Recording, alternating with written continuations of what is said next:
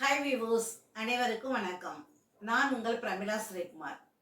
இந்த பதிவு முக்கியமாக கேஜி பேரண்ட்ஸுக்கானது. சந்தோஷமாக ஒரு கேஜி குழந்தைகளை ஸ்கூலுக்கு அட்மிஷன் போட்டாச்சு. அவங்களும் ஜாலியாக போவாங்க. கொஞ்ச நாள் ஆனதும் டீச்சர்ஸ் கிளாஸ் எடுக்க ஆரம்பிப்பாங்க. ரைட்டிங் ஒர்க்கு கொடுப்பாங்க.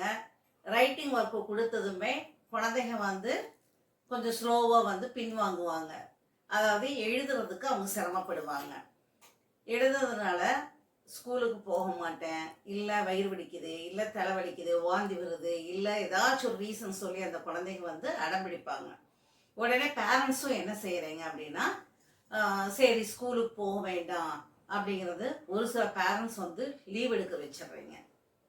இன்னும் அடுத்தது எல்கேஜி யூகேஜி தானே, சரி இப்பயே படித்து என்ன பண்ணுறாங்க, மெதுவாக படிக்கட்டும், ஏபிசிடி தானே சொல்லி தராங்க, அஇ தானே சொல்லி தராங்க, 1 2 3 தானே சொல்லி தராங்க, சரி மெதுவாக நம்ம படிக்கலாம் அப்படிங்கிறதுனால ஒரு சில பேரண்ட்ஸ் என்ன பண்ணுறீங்க அப்படின்னா, அந்த ஸ்கூலுக்கும் உங்கள் குழந்தைகளுடைய படிப்புக்கும் முக்கியத்துவம் கொடுக்காம அடிக்கடி லீவ் போடுறது. அதாவது ஃபேமிலி ஃபங்க்ஷனுக்கு இல்லை ஊருக்கு போகிறது, அடிக்கடி ஏதாச்சும் உங்களுடைய பர்சனல் ஒர்க்குக்காகவோ இல்லை ஏதோ ஒரு ரீசனுக்காகவோ அடிக்கடி லீவ் போடுறது.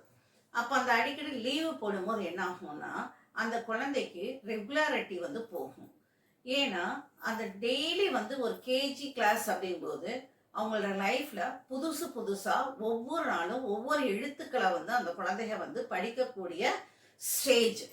அந்த ஸ்டேஜில் நீங்கள் அடிக்கடி ஏதோ ஒரு காரணத்துக்காக லீவு போடும்போது அந்த குழந்தைக்கு என்ன ஆகும்னா, அந்த படிப்பு, அந்த எழுத்து வடிவங்கள், அந்த எழுதுகிற ஹேபிட்டு எல்லாமே பிரேக் ஆகும்.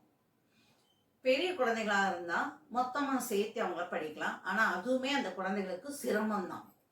இதில் இந்த சின்ன குழந்தைகளுக்கு ஒரு நாளைக்கு ஒரு எழுத்தோ இல்லாட்டி ஒரு வார்த்தைகளோ இல்லை ஒரு போயம், ரைம்ஸ், இந்த மாதிரி ஏதோ ஒரு ஓரல் 10 குழந்தைகளோடையோ ஒரு கிளாஸ் ரூம்லையோ சேர்ந்து அந்த கோரஸை படிக்கும் போது தான் அந்த குழந்தைங்க ஈஸியாக அதை கற்றுக்குவாங்க. வீட்டில் நீங்கள் எவ்வளோதான் தனியாக அந்த குழந்தைக்கு நீங்கள் உட்காந்து சொல்லி கொடுத்தாலும் அந்த குழந்தைங்க ஈஸியாக அதை அப்சர்வ் பண்ண மாட்டாங்க. அது அந்த வயசில் ஸ்கூலுக்கு போய் அந்த குழந்தைகளோட கற்றுக்கிட்டாதான் அவங்களுக்கு அது ஈஸியாக வரும். அந்த ப்ரொனன்சியேஷன், எழுதுறது எல்லாமே அந்த குழந்தைகளுக்கு வரும். இந்த சமயத்தில் பேரண்ட்ஸ் பேசிக் விட்டுறீங்க. அந்த பேசிக் ரொம்ப முக்கியமானது. ஒரு கட்டடம் நம்ம கட்டுறோம், அந்த கட்டிடத்துக்கு அஸ்திவாரங்கிறது ரொம்ப முக்கியம். அந்த அஸ்திவாரம் நம்ம கரெக்டாக போட்டாதான் அந்த எப்பேற்பட்ட கட்டடமாக இருந்தாலும் அது ரொம்ப நாளைக்கு நீடித்து ஸ்ட்ராங்காக இருக்கும். அதே மாதிரி தான் ஒரு குழந்தைக்கு ஒரு பாடம், ஒரு அறிவு அப்படிங்கிறது ரொம்ப முக்கியமானது. அந்த ரொம்ப முக்கியமானது அறிவு நம்ம எல்கேஜியில் இருந்து தான் நம்ம அது கற்றுக்குறாங்க. அதாவது ஏபிசிடி அஇ 1 2 3ங்கிறதே அது அஸ்திவாரம் தான் அந்த குழந்தையோட படிப்புக்கு. அந்த அஸ்திவாரம் படிக்கிற டயத்தில் நம்ம அது கரெக்டான வழியில் அந்த குழந்தைகளுக்கு அஸ்திவாரத்தை நம்ம தராமல் விட்டுட்டுறோம். அந்த விட்டுட்டு அந்த குழந்தைய என்ன பண்ணுறோன்னா, ஒரு செகண்ட் ஸ்டாண்டர்டோ தேர்ட் ஸ்டாண்டர்டோ இல்லை 5th 6th இல்லாட்டி ஹையர் கிளாஸாக வரும்போது அந்த குழந்தைய நம்ம ப்ளேம் பண்ணிக்கிட்டே இருக்கிறோம். நிறைய குழந்தைங்க பார்த்தீங்கன்னா ஒரு செகண்ட் தேர்ட் கூட அந்த குழந்தைகளுக்கு ஏபிசிடி கூட எழுதுறதுக்கு சிரமப்படுறாங்க. போர்டை பார்த்து எழுதுறதுக்கு சிரமப்படுறாங்க, எழுத்துக்கூட்டி படிக்கிறதுக்கு சிரமப்படுறாங்க.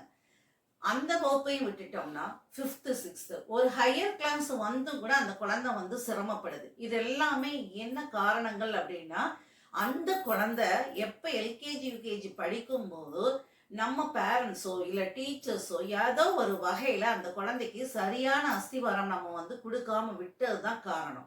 ஆனால் அந்த குழந்தை வளர்ந்து பெருசானதுக்கு அப்புறம் அந்த குழந்தை படிக்க மாட்டேங்குது, அந்த குழந்தைக்கு புரிய மாட்டேங்குது, எழுத மாட்டேங்குது அப்படின்ட்டு டீச்சர்ஸ் ஸ்கூல்லையும் சரி, அதே சமயத்தில் வீட்டில் பேரண்ட்ஸும் சரி அந்த குழந்தைய நம்ம ப்ளேம் பண்ணிக்கிட்டே இருக்கிறோம்.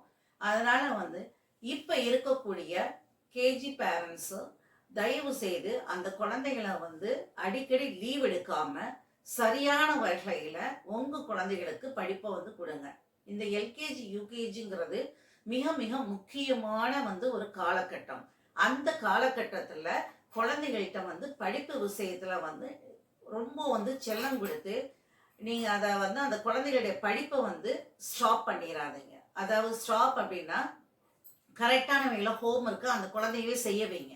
இன்னைக்கு படிக்கணும் அப்படின்னா கண்டிப்பா அந்த குழந்தையவே படிக்க வைங்க. நிறைய பேரண்ட்ஸ் என்ன செய்றாங்க, அந்த குழந்தை கை வலிக்குதுங்கிறத அழுகும் போதோ, இல்ல மிஸ் வந்து திட்டுவாங்கன்ட்டு அழுகும் போதோ, இல்ல அந்த குழந்தைக்கு வந்து அது எழுதுறதுக்கு சிரமப்படும் போதோ, டீச்சர்ஸ் கைப்பிடிச்சு எழுத மாட்டாங்க.